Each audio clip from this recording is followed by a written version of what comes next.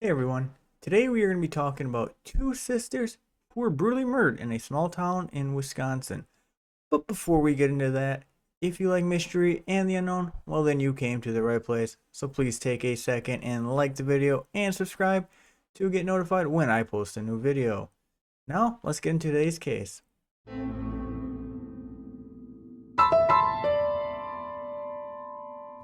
The date was November 16th, 1991, and Cecilia and Ann Cadigan were in their two-story farmhouse in a small town of Casco, Wisconsin. The sisters were planning on eating an early steak dinner and were looking forward to attending the 4:30 Mass at a church nearby called the Holy Trinity Catholic Church.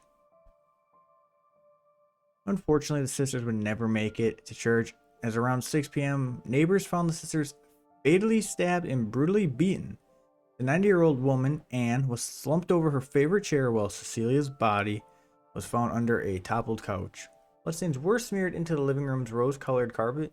Along with this, the victims' purses were missing.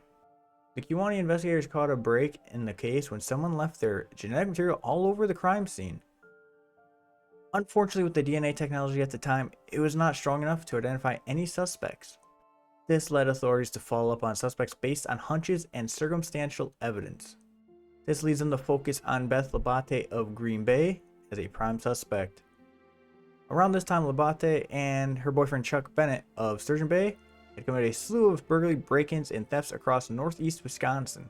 After 5 years, Labate and Bennett were charged with the murders of the two sisters. The village of Casco was relieved that the murders had finally been solved. Or were they? An Outagamie jury found Labate guilty in 1997, but in 2005, her trial judge Dennis LeBouc overturned her conviction.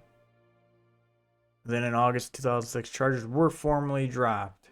However, Labate's freedom would not last long, as a year later, Labate would die due to a rollover crash near red granite. As for Chris, an Ozaukee County jury found him not guilty in 1998. But that does not mean that he has not been tainted by the wrongful persecution. The charges were overturned because the DNA evidence pointed to an unknown male suspect. This means that whoever did this is still out there.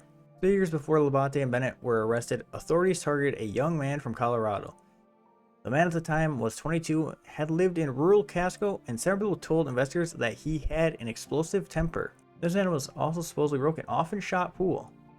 The main thing that caused this man to gain suspicion was he decided to move back to Colorado just 4 days after the slaying. This man did deny the involvement through the 1990s, and after a search warrant search his station wagon did not yield any evidence, he was dropped as a suspect in 1995. Wisconsin Department of Justice also explored whether inheritance disputes provoked the murders. The Cadigan sisters had never married and had no children, and it was revealed that their estate was worth at least $500,000, but this angle never panned out.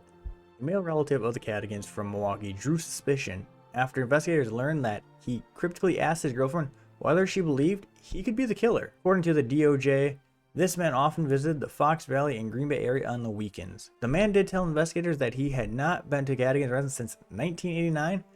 However, friends of the Cadigans would say this is not true.